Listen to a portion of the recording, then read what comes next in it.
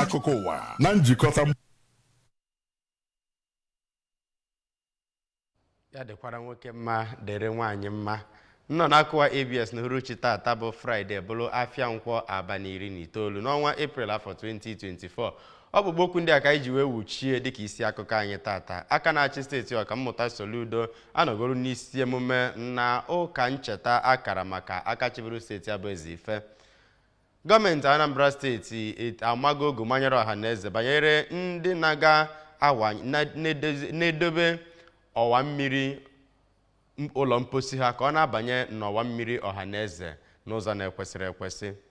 Isi ụlọ ọrụ ndị agha Naịjirịa dogo ụmụafọ Naịjirịa aka na ntị megide ndị na-eyi uwe ndị agha na-akwụgharị ezinụzọ niile maọbụ na-eme ihe ọbụla masịrị fa. Ebe a nwụchikọrọ mmadụ abụọ na Poland maka mwakpo ha wakporo enyi nwoke Navalny bụ Volkov na Poland afọ. Cheta na gọvanọ Chukwuma Soludo awụchighị ime ka ọnọdụ akụnụba Anambra steeti kwuru gidigba ma kwalite ndị Igbo ji hiri isi ka anyị dọnyere ya ukwu n'ihi na gidigidi bụ ugwu eze aha m bụ Ọbụm na-eme Okonkwo nụrụzi akọ ka ọra n'uju. Gọvanọ Chukwuma Soludo bụ aka na-achị steeti Adu nọ n'etiti imerime ndị Naịjirịa ndị ọzọ eji eje mba ebe a dị wee gbaa osighari maka aka chịburu steeti a bụ Dr. Chukwuemeka Ezife onye a na-etu ọkwa dike. Ya bụ ụka ncheta bụ nke akara na International Convention Center dị n'Ọka. Onye nta akụkọ na obu gọọmenti Ejike Abana ga-akọlụ gị akụkọ a n'isi. Soludo kọwara ya bụ ihe mmemme dịka nke na-emetụ n'obi ebe ọ kọwaziri ya bụ onye jibu ọkwa aka na-achị steeti Anambra n'oge gara aga nagoro mmụọ bụ Dọkịnta Ezife dịka onye na-agbaziri ya ihe oge ọ dị ndụ ma na-enyekwazi ya nkwado pụrụ iche ime ihe o kwesịrị ime dịka ezi onye ndu. Onye jibu ọkwa gọvanọ steeti a bụ Maazị Peter Obi onye kwupụtara na ya bụ onye jibu ọkwa gọvanọ steeti a nagoro mmụọ bụ Ezife biri nnọọ ezigbo ndụ na-achọ ọdịmma onye ọbụla. Onye jibukwazi ọkwa aka na-achị steeti a bụ Dame Vejie Etiaba kọwasị ya bụ Dọkịnta Ezife nagoro mmụọ dịka oke mmadụ ndị Naịjirịa ji eje ọgụ n'ihi ịhụnanya ọ nwere maka ndị mmadụ na ndị gbara ya gburugburu. Onye jibu ọkwa gọvanọ na-achị Enugu steeti bụ Chief Okwesilieze Nnianwudo ya nakwazi onye ji ọkwa Chief of Staff nke Senate President bụ Chief Sylvester Okonkwo kọwara ya bụ Dọkịnta Ezife nagoro mmụọ dịka nnukwu nwoke kwudosiri ike ma nụọ ọgụ kajara akaja banyere ịdị n'otu nke Naịjirịa nke gbadoro ụkwụ n'ikpe ikpe kwụmọtọ nakwazi ike ihe nratanra nyere ndị niile mejupụtara Naịjirịa. Dịka ọ na-akọwa ya bụ Dọkịnta Ezife nagoro mmụọ dịka nnukwu nwoke nakwazi onye ndị Igbo ji eme ọnụ. Onye ji ọkwa prezidenti nke ọha na eze ndị Igbo bụ Dọkịnta Emmanuel Iwuanyanwụ kenere nnọọ Soludo maka ihe dị iche iche ọ na-emere ndị Igbo. Onye ji ọkwa Vice Chancellor nke Nnamdi Azikiwe University dị n'Ọka bụ Prọfesọ Charles Esimone kwupụtara na ya bụ Dọkịnta Ezife nagoro mmụọ bụ nnọọ onye gbanyesiri ike rụọ ọrụ ọma dị iche iche hụ na eguzobere ya bụ Mahadum Nnamdi Azikiwe University dị n'Ọka. Nwa ya nwaanyị bụ Dọkịnta Ezife toro nnọọ ọrụ ọma dị iche iche nna ya nagoro mmụọ lụrụ oge ọ dị ndụ ma kọwaa ya dịka nwoke obi ebere nakwazi onye ihe gbasara mmadụ ibe ya na-emetụ n'obi nke ukwuu ma rụtụ aka na ihe kasị mkpa na ndụ a bụ ọrụ ọma mmadụ lụrụ oge ọ dị ndụ na ọ bụghị afọ one obi n'ụwa. Ya bụ ihe mmemme akpọrọ Commendation Service nke ọ bụ gọọmenti steeti a chịkọbara ya bụkwaziri nke ndị Salvation Army nọ n'isi ya bụ nnọọ nke amalitere n'ogige gọọmenti House dị n'Ọka. Ọtụtụ ndị bịara ya bụ ihe mmemme gụnyere osote aka na-achị steeti a bụ Dọkịnta Onyekachukwu Ibezim onye okwupụta okwu nke ụlọ omebe iwu Anambra steeti bụ Right Honorable Somtochukwu Udeze onye ji ọkwa National Chairman nke otu APGA bụ Barrister Sly Ezeokenwa onye jibu ọkwa gọvanọ nke Anambra steeti bụ Senator Chris Ngige onye jibu ọkwa Chairman nke Police Service Commission Simon Okeke onye so n'otu n'ime ndị Anambra State Executive Council Ambassador Bianca Ojukwu na imerime ndị ọzọ.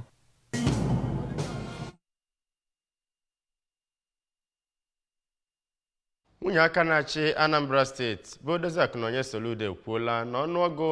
ọnwụ ndị mmadụ na-anwụ aghara aghara ugbu a nwa n'ihi ọya obi dị iche iche na otu o si abawanye na-akpọ oku ka ndị mmadụ hie asaa n'anya n'etu ha si ebi ndụ fa nakwazi ọgwụ ha na-etinye n'ọnụ. Nwunye Soludo nọ na-ekwu okwu n'ọkọ wee lụtụ aka na etu ndị mmadụ si eleghara anyị dị na-eje kwa mgbe na-eleta obi ha so n'ihe na-ebute ọya obi ji abawanye nke na-etinyere ịda mba obi mmadụ ma ọ bụ ọya ọtụrụ ọkara bụ ndị kachasị adakwasị ndị mmadụ. Otu ahụike mba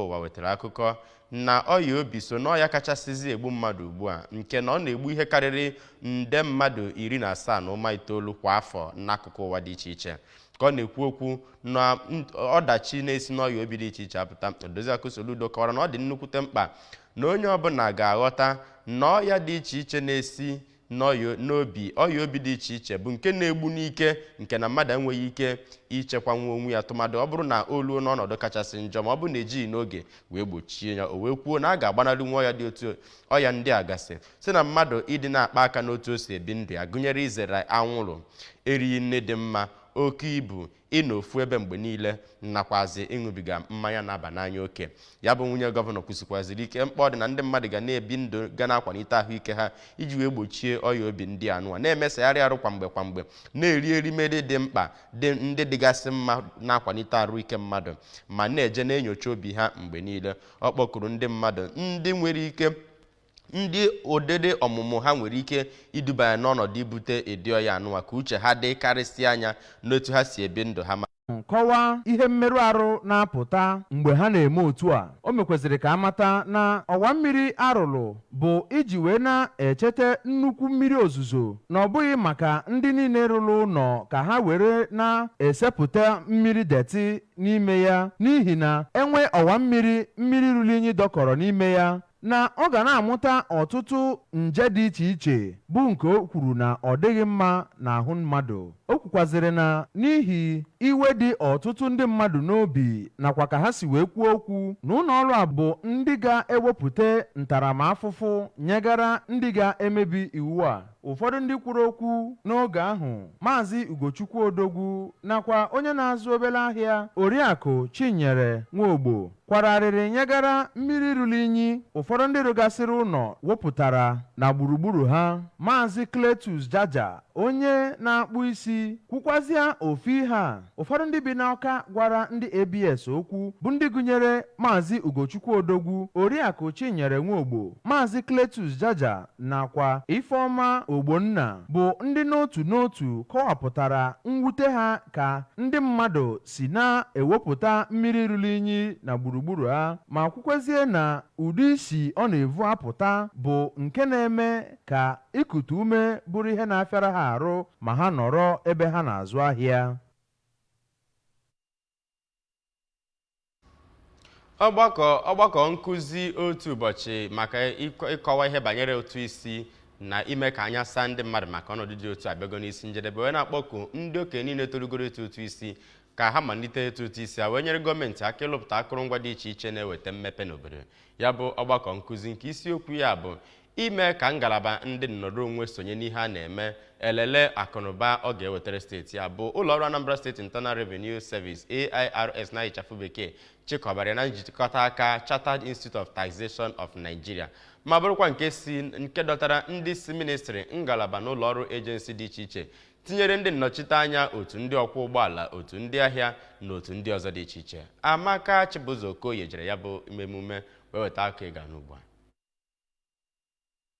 Ndị gbakọtara maka ọgbakọ ahụ okwu iji wee mepee ya bụ banye n'ọrụ ozugbo na-arụ ụzọ na-eweta ọnọdụ nchekwa, ọnọdụ ịgụ akwụkwọ, ọnọdụ ahụike na ihi na ọ bụ mmasị ya ka enwee ihe ndị a eji enyere ndụ aka ya na ime ka Anambra bụrụ ebe obibi na n'ebe a ga-ebunye enu. Na mbụri n'ozi nnọọ ya ka onye isi oche bụrụkwa onye Chief Executive Officer nke Anambra Internal Revenue Service bụ Dr. Greg Ezilo siri na ha agago n'iru na-akụziri ndị mmadụ ka o si wee kwesị ka ha na-akwụ ụtụ isi ha n'ihi na ọ bụ ihe dị n'iwu ma sikwazịa na nke a ha na-emezi ya ka ọ bụrụ nke onye niile ga-aghọta na ha ga-aga n'iru wee hụ na ndị kwesịrị ya ga na-atụ ụtụ a ma yozie ndị a bụ ndị na-azụ ahịa bụ ndị na-agbara ịtụ ụtụ isi ọsọ ka ha biko dododo dọnyere ha ukwu. otu a n'ozi nnọọ yakwa ka onye 16th president bụrụkwa onye isi oche nke ndị Chartered Institute of Taxation of Nigeria bụ Maazị Samuel Agbeluyi, onye nke kwupụtara okwu site n'ọnụ onye vice president Maazị Innocent Ọhagwa, siri na ihe agbadoro ụkwụ wee na-emerube ya bụ mmemme bụ ka ha fụ na ndị mmadụ maara n'ebe ọ kachasị dị mma na nghọta ha ihe gbasara ụtụ isi, wee kpọkọta ndị eji okwu ha agba izu na ndị mmadụ gbaa gburugburu ka ha wee hụ na ka ha malụ iwu na n'ụzọ dị iche iche esi emepụta ya. N'okwu nke ya kwa ka onye Accountant General bụ Dr. Chukwudi Okoli siri na ọ bụ ndị a na-azụgasị ahịa bụ ndị na-adịghị akwụ ụgwọ ma kọwapụta omume ha dịka ihe jọgburu onwe ya, ma gaa n'iru ma kọwaa na Gọvanọ Chukwuma Soludo bụ onye ji obere ego o nwetara wee na-arụpụta akatamkpo ọrụ dị iche iche. Ndị ọzọ kwugasịrị okwu na ya bụ mmemme bụ onye Senior Special Assistant wee nyere Gọvanọ Chukwuma Soludo na Internally Generated Revenue Technical bụ Oliakụ Kate Oyeka, na onye zipụtara ozi n'akwụkwọ nke akọwara na ya bụ ụbọchị bụ Chief Akachukwu Nwamkpo na ndị ọzọ dị iche iche. Abụ m Amaka Chibụzọ Okoye maka akụkọ ụwa ABS.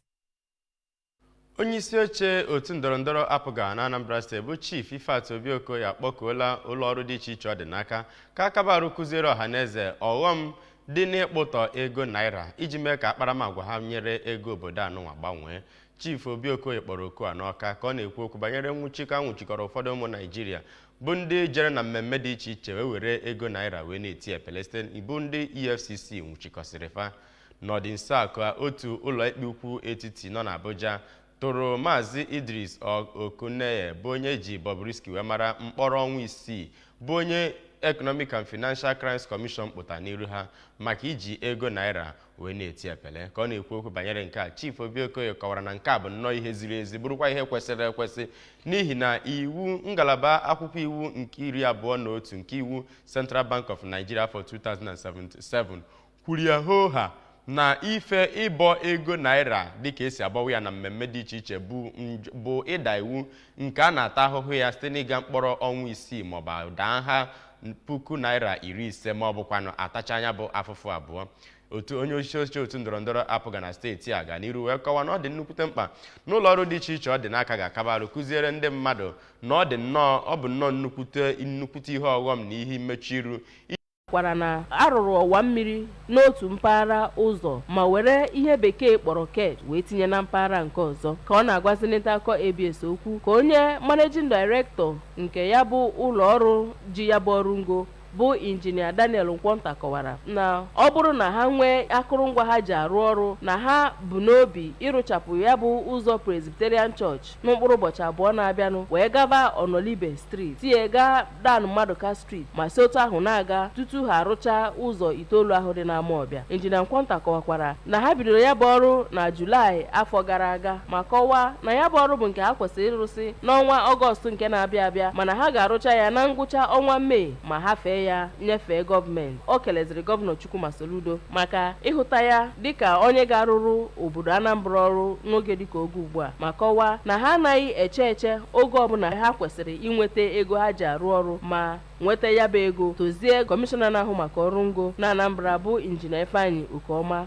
maka nkwado ya. N'okwu nke ya ka onye General Overseer Mission of the Most High Incorporated nke ụlọ ụka ya dị na mbido ya bụ ụzọ bụ Pastọ Isaiah Ojiako gosipụtara aṅụrị otu gọvanọ si wee mejupụta nkwa o kwere ma kọpụta ọtụtụ ihe nhịahụ ha nwetara na ya bụ ụzọ oge ọ jọrọ njọ. Pastọ Ojiako kọwara na Gọvanọ Soludo emeela nnọọ nnukwu ihe nke agaghị apụ n'ọnụ ndị mmadụ ma kpọkuo ya ka o jisi ike na-arụ ọrụ ọma ọ na-arụrụ ndị Anambra. Kota nke etere na ya bụ ụzọ bụ nke dị milimita 50 ebe obosara ya bụ ụzọ dị mita 7.1 site na ụzọ awara awara Presbyterian Church nke dị n'Amawbia. Abụ m Ngozi Obileri. Isi ụlọ ọrụ ndị agha Naịjirịa dogo ndị na ụmụafọ obodo aka na ntị megide ịdị na-eyi uwe ndị agha na-akwụgharị ezi n'ụzọ wee kwuo na ihe dị otu a nwere ike iduna mmadụ n'ọnwụ erughị eru. Ekwi Ajidebe onye ntakọ ABS na Abuja ga-akọtọpụ akụkọ a. Dịka Director Defense Media Operations Major General Edward Buba bụ onye kpọrọ oku a oge ọ na-agwa ndị nta akụkọ otu ọrụ ndị agha si aga n'ala Naịjirịa sịrị na iyi uwe ndị agha aghara aghara ma ọ bụ ibugharị egbe pụtara ịdị njikere ịlụ ọgụ nke na-ebute ọkụ. Ọ sịrị na ndị agha lekwasịrị anya n'imeri ndị mmenye ụjọ, wesasịa ihe agha ha ma mee ka ha ghara imenye ụjọ ma ọ bụ buso ndị obodo agha. DMO ahụ kwuru na ha bụ ndị ọgụ azụchara azụcha nke mere na ha na-eso usoro ọrụ nnyocha ma jisie ike ịhụ na ọ bụ naanị ndị mmenye ụjọ nọ n'ebe ahụ tutu ha atụ ogbunigwe. O kwuputere na ihe pụtara ihe n'oge ahụ bụ na aka kpara ndị mmenye ụjọ mmadụ 192 ma napụta mmadụ 62 ndị ntọtọrọ ebe mmadụ 100 kwuputere na mwakpo ndị ahụ mere eme n'ezie ma kelee ndị ọchịchị mba Poland n'ozi nke ha. Ụlọọrụ na-ekpe ndị dara iwu ikpe na Lithuania kwuru na ndị kpara arụ ahụ bụ ụmụafọ Poland ma bụrụkwa ndị uwe ojii jisiri ugbu a n'isi obodo Poland bụ Warsaw dịka anwụchikọrọ ha n'abalị 3 nke ọnwa Eprel. Ha kwukwazịrị na mwakpo ha mere mbụ ka Insurance ji wee merie ndị Rangers otu ọkpụ asatọ iji wee nye onwe ha ohere iburu iko anwa kemgbe ha chekatara afọ 43 nke o were ọnọdụ na Stephen Keshi Stadium Asaba n'afọ egwuregwu gara aga. Ndị bụ iko ligi a bụ Enyimba ga-ezute Warringe Football Club si Bauchi bụ ndị ha na ha ga-ama ka ebe Shooting Stars na Solution Football Club ga-enenekwanụ Mbenabụ nke ga-abụ oke. Cheta na ị nwere ike isonyere akụkọ ụwa n'ihe mmemme dị iche iche bụ ọpụrụ iche anyị si na ABS wetara gị n'akụkọ ụwa bụ na ịnweta onwe gị. Chọta anyị na Facebook na Anambra Broadcast ABS Radio Television. Sonyere anyị na YouTube na youtube.com/ABS Television Ọka ma ọ bụ na Instagram na ABS Radio TV na X na ABS Radio TV kwanụ ma ọ bụ jee n'ọba ozi anyị www.absradiotv.com. Gị nwekwa ọkpụkpọ okwu ndị bụla anyị isi akọ aka na-achị Anambra Steeti bụ Soludo anọgolo n'isi na ụka ncheta akara maka akachiburu steeti a bụ Ezife. Gọọmenti Anambra Steeti adọgo ndị na-akwanye mmiri ruru unyi si be ha n'ọwa mmiri gasị ka ha sepụ aka enwe n'ofe ka ọ ghara ịghọ aka mmadụ. Isi ụlọọrụ nchekwa Naịjirịa adọgo ụmụ Naịjirịa aka na ntị ka ha sepụ aka n'ịdị na-eyi uwe ndị agha awagharị ezinụzọ n'ihi na o nwere ike idu na-agafa n'oge ha eru. Akụkọ mba ofesi anyị wetara gị bụ na anwụchikọrọ ụmụ nwoke abụọ maka mwakpo awakporo onye enyemaka Navalny bụ Volkov na Poland. Cheta na gọvanọ Chukwuma Soludo awụchigo ime ka ọnọdụ akụnụba Anambra Steeti kwuru gidigba ma kwalite ndị Igbo ji hiri isi ka dọnyere ukwu n'ihi na gidigidi bụ ugwu eze. Njideka Okoye na ndị otu abụ aka mere azụ ji wee gba nkọrịnkọ n'akụkọ ụwa nke uhuruchi tata. Ọkọ akụkọ bụ Ọbụmokonkwo na-asị gị deje daalụ ya gaziere gị.